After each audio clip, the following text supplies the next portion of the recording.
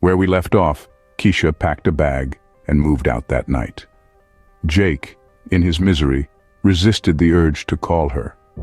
He felt the void she left, aching in the silence of their once shared home. Yet he did not let his loneliness drive him to desperation. Instead, he reached out to his friends, seeking solace and support in their camaraderie. Days turned into nights, each one a little less painful than the last. Then, as if a phoenix rising from the ashes of their broken relationship, Keisha called. She wanted to talk. When she arrived, there was a new light in her eyes, a strength that Jake had never seen before. She spoke of respect, of newfound admiration for Jake's resolve. She voiced her desire to mend their fractured marriage, to put in the work necessary for their love to bloom once again. And so, she took the first step, entering treatment, marking the beginning of a new chapter in their lives. Before setting boundaries, awareness is key. For the next week, Jake was tasked to observe himself. He began to question his actions, his choices, his responses. Did he say yes when he would rather have said no? Did he agree to things just to avoid conflict? Was he dodging certain actions because he feared someone might get upset? And was he tolerating intolerable situations, harboring the hope that they would magically dissolve? These were the questions that haunted his thoughts. Jake found that the answers were not always pleasant, but they were necessary. He started to write down these observations, each entry a reflection of his reality.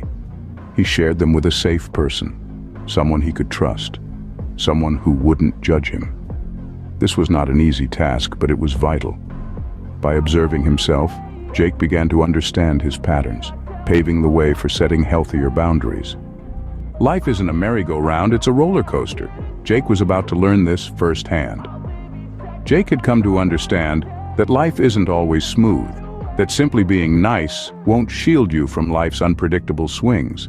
The nice guy paradigm, he realized, only bred men who tolerated disrespect, who let others walk all over them, who were shamed for the smallest of mistakes. But Jake was ready for a change. As he chose to dwell in reality, express his feelings, face his fears, and set boundaries, he felt a surge of personal power. He was no longer the man who would back down to avoid conflict or to keep the peace. He was becoming a man who stood his ground, who knew his worth, and who wouldn't allow others to belittle him.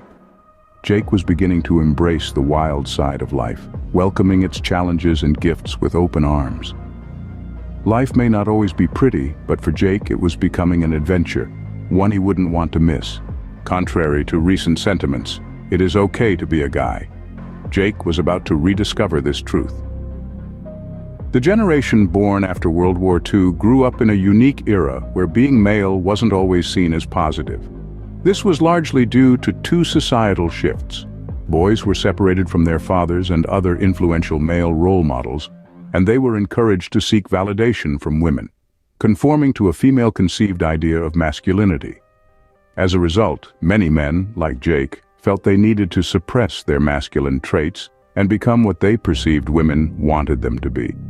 This strategy was thought to be the key to love, fulfillment, and a smooth life journey. But Jake began to question these dynamics, realizing how they had shaped his life, often detrimentally. And so Jake started on a path to reclaim his masculinity, rewriting his own definition of what it meant to be a man.